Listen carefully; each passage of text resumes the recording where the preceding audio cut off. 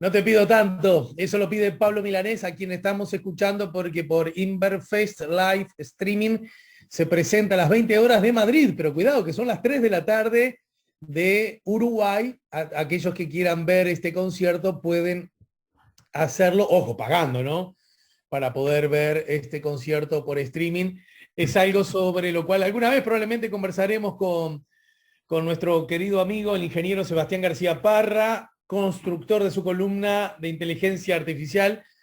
Buen día y bienvenido, Seba, querido. Buen día, Ale, buen día a toda la audiencia. ¿Cómo andás? Yo decía, de alguna manera nosotros, en todo caso, compartirlo con tu experiencia personal para encontrar similitudes o diferencias.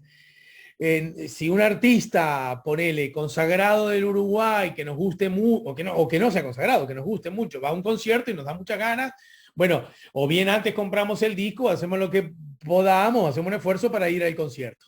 Si ese artista es consagrado, incluso mucho más. Si es un artista a nivel internacional consagrado que visita Uruguay, de pronto agendamos y juntamos unos pesitos para verlo en el Estadio Centenario, en el, qué sé yo, en el ahora Auditorio del Sodre o cualquier otro sitio. Hasta acá vamos bien, ¿no? Pero también los uruguayos se han acostumbrado a tenerlo como algo relativamente presente, ir a ver a grandes artistas que de pronto no llegan hasta Uruguay, hasta Montevideo, y entonces cruzás a Buenos Aires, o cruzás a Río, o te vas hasta Río, qué sé yo, o ha pasado alguna vez a Santiago, me parece, en fin, ¿verdad? Hasta vos mismo de pronto lo has hecho alguna vez, no tengo idea, Seba, querido. No lo he hecho, pero sí tengo muchísimos Bien, amigos que han ido a Buenos Aires a ver el grupo, que les encanta, ¿no? Por ejemplo. bien. Lo que sí me parece que vino para quedarse, pandemia mediante, es la posibilidad que hasta ahora creo que no existía, y si existía era muy excepcional, de por ejemplo ver a los, qué sé yo, los Rolling, los Stones, en un concierto en Londres, por streaming. Porque estoy seguro que el próximo concierto que haga cualquier banda, como el que está haciendo ahora Pablo Milanés, la hace presencial para la gente que se puede arrimar. Y los locos se avivaron ahora, a una herramienta a la que ya nos hemos acostumbrado. Y bueno, y también vendemos el concierto para que todo aquel que quiera paga 10, 15, 20 euros y ve el concierto de su casa y se junta con sus amigos para verlo. Y eso vino para quedarse, ¿o no? Y además, Ale, de esos cursos, cursos iba a decir, esos conciertos que son súper íntimos, ¿no? Donde el artista está en la casa. Me acuerdo uno de Bueno, Fito claro. Páez, no hace mucho, que bueno, también genera, me parece, otra Está química, ¿no? bien, Otro está bien, está bien. ambiente, una cosa ahí súper interesante, que también me parece que llegó para quedarse. Igual, Este, Seba, ese concierto, entiendo la lógica, es una lógica que vos crees no va a terminar cuando llegue el fin de la pandemia. Igual de todas maneras va a continuar. Ese artista, al que le da pereza de pronto organizar una gira o armar un concierto para 20.000 tipos, de pronto dice, no, en un lindo estudio o en un lindo teatro, doy una cosa íntima, me siento más cómodo yo y me aseguro que me vean 5.000 tipos o 500.000, no sé, no, según el caso. exacto. Lo que quiero decir que igual al viejo esquema, seguramente de aquí en más nos vamos a acostumbrar a agregarle el segundo esquema, el de verlo por Exacto. streaming. Exacto. Al final del día, estoy imaginando, ¿sabes qué? Unos redonditos de ricota, ¿no? Y bueno, la gente que va y salta y se abraza con un extraño, eso lo necesitamos, evidentemente, ¿no? Va a seguir existiendo, pero esta otra posibilidad me parece fantástica, sobre todo acceder a conciertos que de otra manera de repente es muy difícil, o los veríamos grabados, que no es lo mismo, ¿no? En realidad nada de esto va a ser posible porque la escasez de chips a nivel global no lo va a permitir. En realidad no tengo idea. La conexión es fantástica. La tiré de sopetón como un hachazo, corté con un hachazo, porque precisamente es el tema consigna del día de hoy, la escasez de chips a nivel global, motivos y consecuencias. Bueno, yo antes, aunque implique para vos llover sobre mojado, estás hablando con una persona muy, muy básica, muy rústica en estos temas, así que arranquemos por el principio. ¿De qué hablamos cuando hablamos de chips? Palabra que ya conocemos hace mucho tiempo, que la utilizamos hace mucho tiempo. pero que en todo caso me gustaría que recordáramos su concepto, su definición, para ver de qué hablamos después a propósito de la escasez. Por supuesto. Y capaz que un poquito más atrás, incluso hoy, Dale, me gusta. si nosotros desmantelamos un teléfono celular o si desmantelamos el lavarropas, y algo más cotidiano, más que de repente uno no lo asocia mucho con la última tecnología, pero si desmantelamos el lavarropas, lo que vamos a encontrar adentro son distintas marcas. Vamos a ver que hay distintos componentes fabricados por distintos fabricantes. La economía actual hace que los productos los productos electrónicos que nosotros utilizamos en el día a día, estén fabricados por cientos o miles de empresas. O sea, cientos o miles de empresas participaron de una manera u otra de la construcción de ese electrodoméstico, de ese dispositivo, que al final del día lleva una marca, ¿no? Que es la marca que lo termina ensamblando, que hace el marketing, que lo diseña, que hace investigación y desarrollo. Pero esos fabricantes, vamos a poner un ejemplo, ese fabricante de lavarropa necesita de proveerse de algunos dispositivos, motores, etc. En particular necesita proveerse de chips. O sea, los chips son circuitos integrados que tienen funciones, en algunos casos, muy específicas. Cuando nosotros de repente vamos arriba de un auto o arriba de un ómnibus y activa los frenos, cada vez es más común que la lógica del activado de los frenos esté sujeta a un determinado circuito integrado, que lo que hace distribuye cómo se van activando los frenos de manera distinta a cada una de las ruedas. O sea que ahí, incluso hasta en el automóvil, está presente un chip, un circuito integrado, de uso específico, ¿está bien? Lo que ha sucedido es que todo este asunto de la pandemia cortó muchísimas, digamos, todo lo que es la cadena de distribución. ¿Está bien? En particular, la cadena de distribución asociada justamente a los circuitos integrados, a los chips. Ahí hubieron varios factores súper interesantes. Primero, en el medio de la pandemia, en un momento sucedió que se empezaron a vender menos autos a nivel global. Por lo tanto, esos circuitos integrados que estaban en los automóviles, los fabricantes dejaron de pedirlos a los fabricantes que en particular están en China. Los fabricantes de estos circuitos integrados están en China. Por lo tanto, ese fabricante lo que hizo fue dejar de fabricarlos y utilizó la capacidad que tenía, la capacidad ociosa que tenía para fabricar otro tipo de chips. Ese es otro tipo de chips, estaban altamente demandados. ¿Por qué nos pasó en la pandemia? Y bueno, nos pasó que nos quedamos en casa y aumentó la venta de dispositivos asociados a la conectividad. Se vendieron más computadoras, se vendieron más teléfonos celulares, se vendieron más televisores. Por lo tanto, ahí los fabricantes de chips dijeron, bueno, señores, vamos a enfocarnos en esto, empecemos a vender más. Por otro lado, ¿qué pasó en el medio? Recordemos, un gran conflicto comercial entre Estados Unidos y China, ¿no? Que hizo que algunos proveedores, algunos fabricantes de chips, tuvieran dificultades para acceder al mercado norteamericano. Por lo tanto, ahí también se contrajo la cadena de distribución. Y asociado a eso también, temas climáticos en el invierno, fundamentalmente en Estados Unidos, que hicieron que varias plantas tuvieran que dejar de fabricar durante un tiempo. Producto de todo esto, ¿qué está pasando? Que hoy hay empresas, fundamentalmente la automotriz, que fue la primera que se recuperó, que hoy están sin componentes para fabricar sus automóviles. Y eso está siendo un problema, porque hay empresas como Nissan, Ford, Volkswagen, que lo que les está pasando es que no están logrando fabricar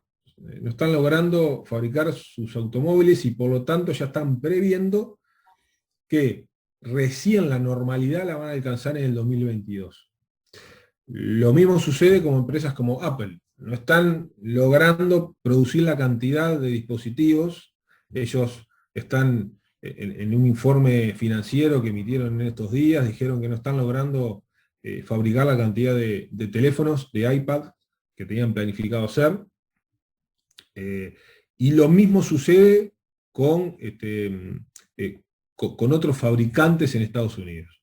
Ajá.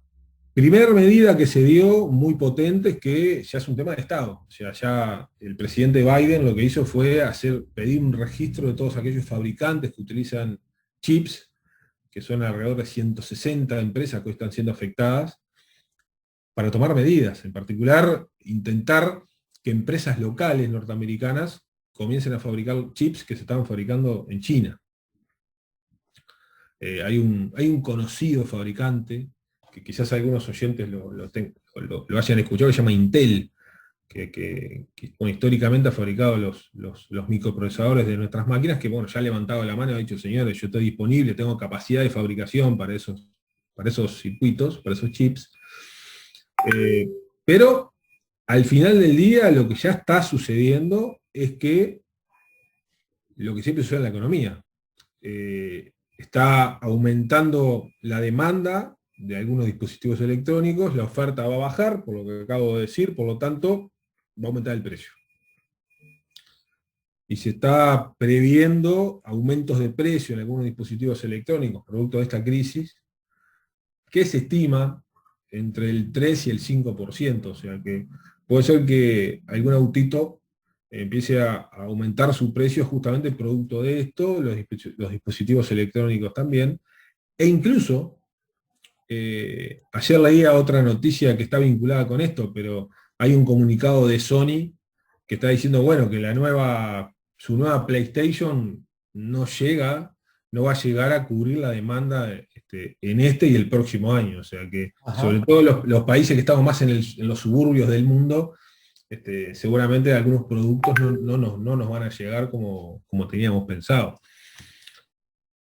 Efectivamente estamos en una crisis, ¿no? Producto de la pandemia, y esto nos muestra lo interesante de la economía, ¿no? Cómo uno cree que un teléfono fabricado por determinada empresa, cree que todos los componentes en realidad son desarrollados por ella, y en realidad lo que tenemos atrás son cientos de empresas, y cuando una cae, bueno, provoca este tipo de cosas, ¿no? No termina no termino de entenderlo del todo lo siguiente, más allá de la explicación meridianamente clara, y es, yo puedo entender, por ejemplo, que en un país empiece, o en el planeta entero, empiece a escasear, qué sé yo, los tomates porque vino el mal tiempo y mucha más gente empezó a comer tomates porque la gente de pronto que antes no tenía dinero ahora tiene por un crecimiento económico, etc. Y vos no podés resolver de un momento para otro la producción de tomates.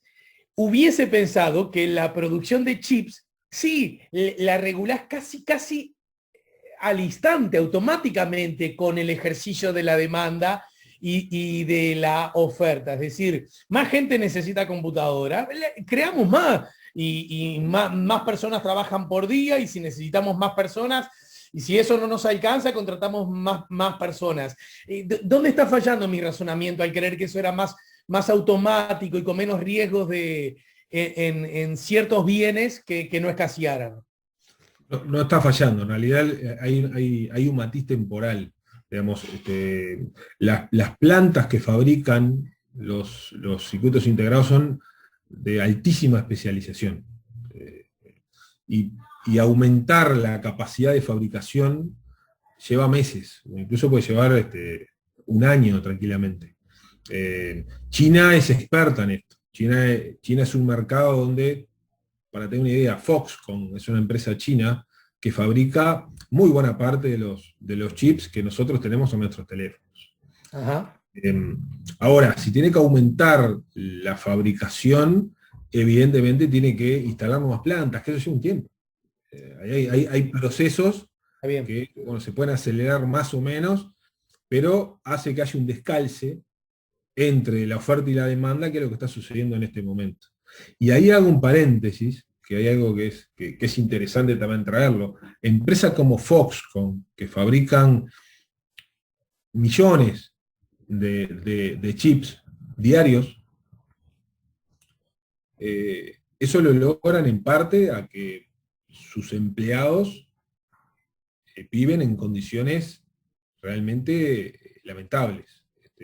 Para que tengamos una idea, ¿no? Es muy fuerte esto, pero se han suicidado muchas personas desde la propia empresa, tirándose por la ventana.